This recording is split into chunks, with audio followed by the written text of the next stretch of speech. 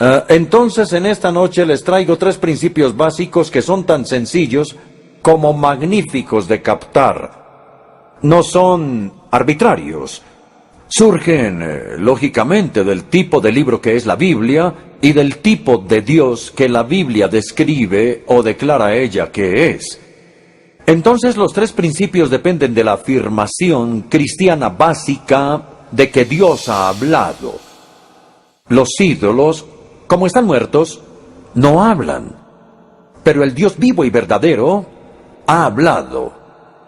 Aquí están los tres principios. Ustedes los tienen ahí en su resumen. 1. Dios habló para ser entendido. Esto es lo que yo llamo el principio de la simplicidad. 2. Dios habló en contextos precisos y particulares. Yo lo llamo el principio de la historia. Y en tercer lugar, Dios habló sin contradecirse a sí mismo. A esto llamo yo el principio de la armonía. Y espero que logremos recordar estos tres principios y utilizarlos en nuestro estudio bíblico y en nuestra lectura bíblica. En primer lugar, Dios habló para ser entendido.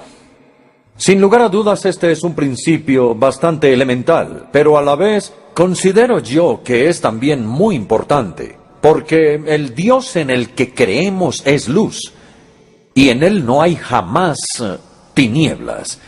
En otras palabras, Él se deleita en revelarse a sí mismo. Él no se esconde en las sombras. Él es luz, y en Él jamás hay tinieblas. Entonces podemos decir que la naturaleza de Dios es revelarse a sí mismo, como la naturaleza de la luz es brillar.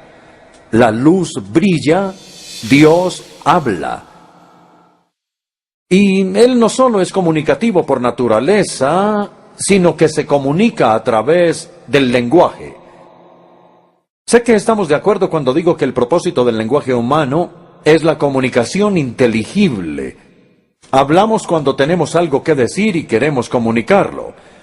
Por supuesto, yo sé que algunas personas son habladoras compulsivas y que siguen hablando mucho después de que han dicho lo que quieren decir, pero yo creo que es la minoría.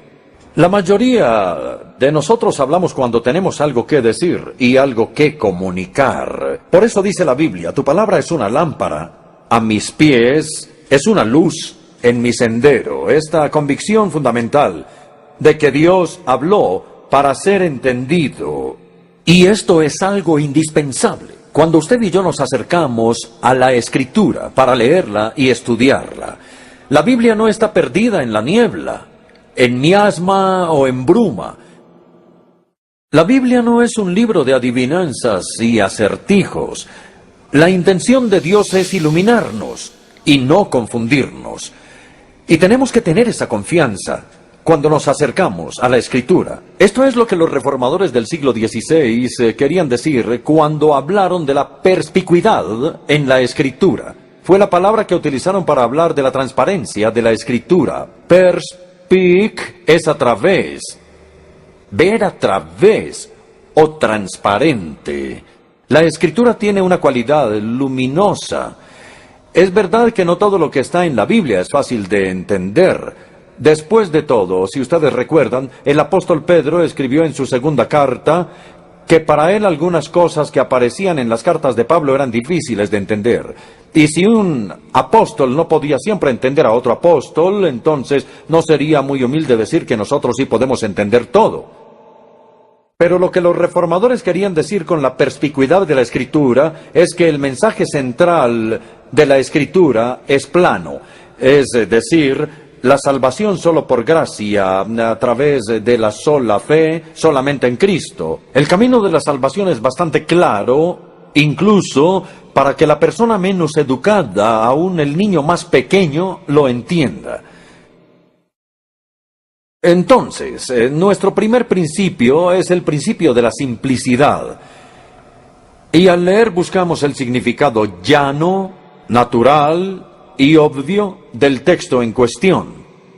Los reformadores alguna vez llamaron a esto el significado literal, pero a lo que ellos se referían era al sentido literal en oposición al alegórico, no al sentido literal en oposición al sentido figurado. Voy a leer una cita de Lutero, el primer gran reformador del siglo XVI.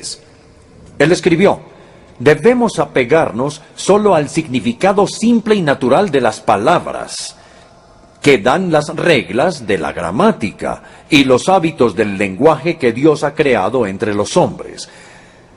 Pero después de haber dicho eso, hay algo muy importante que aclarar, y es que el sentido natural del texto que buscamos no siempre es literal. Algunas veces, muchas veces de hecho, es figurado. Y el sentido común y el contexto con frecuencia nos van a guiar. En sus resúmenes pueden ver que puse 5 ejemplos diferentes. El primero es la utilización que el mismo Jesús hizo de las imágenes vívidas. Jesús reprendió a sus contemporáneos por el literalismo bíblico excesivo. No sé si ustedes ya habían pensado en esto. Tomemos, por ejemplo, uno de los primeros capítulos del Evangelio de Juan. En Juan 3 quedó registrada la entrevista que Jesús tuvo con Nicodemo. Él le dijo a Nicodemo: tienes que nacer de nuevo. Y Nicodemo dijo: ¿Qué quieres decir con nacer de nuevo? ¿Acaso puedo entrar por segunda vez en el vientre de mi madre para nacer? Y él le dijo: en efecto, no interpretes la Biblia de manera tan literal. No estoy hablando de un segundo nacimiento físico literal, sino de un nacimiento espiritual. El segundo ejemplo es lo que llamamos expresiones antropomórficas. Antropos es hombre y morfi es forma. Y una expresión antropomórfica es la que habla de Dios como si Él fuera un ser humano. Y entonces los autores bíblicos hacen referencias a los oídos de Dios, a sus ojos, a su boca, a su aliento, a sus brazos, sus manos, sus dedos, a sus pies, incluso sus fosas nasales. Pero nosotros sabemos, porque Jesús nos lo dijo, que Dios es espíritu. Como Él es espíritu, no tiene oídos, ni ojos, ni nada del resto. Se trata de una expresión antropomórfica que habla de Dios como si fuera un ser humano. Un ejemplo que me gusta está en el segundo libro de Crónicas, capítulo 16, versículo 9, donde leemos: el Señor recorre con su mirada toda la tierra y está listo para ayudar a quienes le son fieles. Y no esperamos ver nosotros un par de ojos que recorren toda la tierra, no. Y sabemos perfectamente que lo que significa es que Dios está alerta, busca personas a quienes Él pueda ayudar de verdad, ayudarlas en todo. El tercer ejemplo es la poesía. Hay mucha poesía en la Biblia. El mejor ejemplo, creo yo, es el Salmo 19. Los cielos cuentan la gloria de Dios y el firmamento proclama la obra de sus manos. Y un poco después en el Salmo el salmista dice: el sol nace de un extremo de los cielos. Eso no nos obliga a tener una perspectiva precopérnica del universo, sino que en 3 versículos sucesivos del Salmo 19, el sol es comparado con alguien que mora en una carpa, que mora en el tabernáculo, con el novio que sale de la cámara nupcial y con un atleta que está recorriendo el cielo. Y cuando en 3 versículos el sol es comparado con alguien que mora en una carpa, con un novio y con un atleta, uno no sabe que no es prosa, eso es poesía. El siguiente ejemplo, el número 4, es el libro de la Revelación, el Apocalipsis, que es el último libro de la Biblia. Este libro está lleno de imágenes más extrañas y maravillosas aún, con dragones y el cordero y el resto.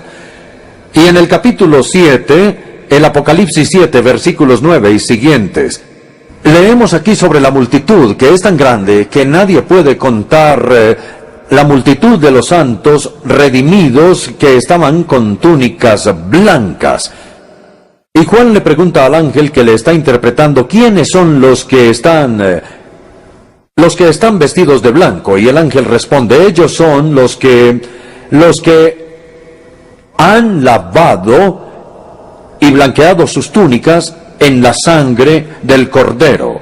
Bueno, yo confieso que nunca he intentado lavar mi ropa en la sangre de un cordero. Eso es un concepto bien extraño. E incluso si intentáramos hacerlo, sabríamos que la ropa no quedaría blanca. De modo que es un ejemplo y nosotros sabemos exactamente lo que quería decir, que los redimidos que estaban frente al trono de Dios son aquellos que han venido a la cruz, donde la sangre del Cordero fue derramada y pusieron su confianza en Cristo como su Salvador y como resultado han sido limpiados para poder entrar a su presencia. El quinto ejemplo es un poco más controvertido. Voy a tratar de mostrarlo. Es lo que yo llamo la cuestión de la perspectiva desde la cual los autores bíblicos están mirando. Los autores bíblicos registraron varias cosas desde el punto de vista ordinario del observador. Nosotros hacemos lo mismo. Muchas veces decimos que el sol sale por el oriente y se pone por el occidente, pero sabemos que eso no es cierto. El sol está quieto y es la tierra la que se mueve en realidad. Pero utilizamos este lenguaje porque es lo que el observador ve y piensa. Y la Biblia con frecuencia hace lo mismo.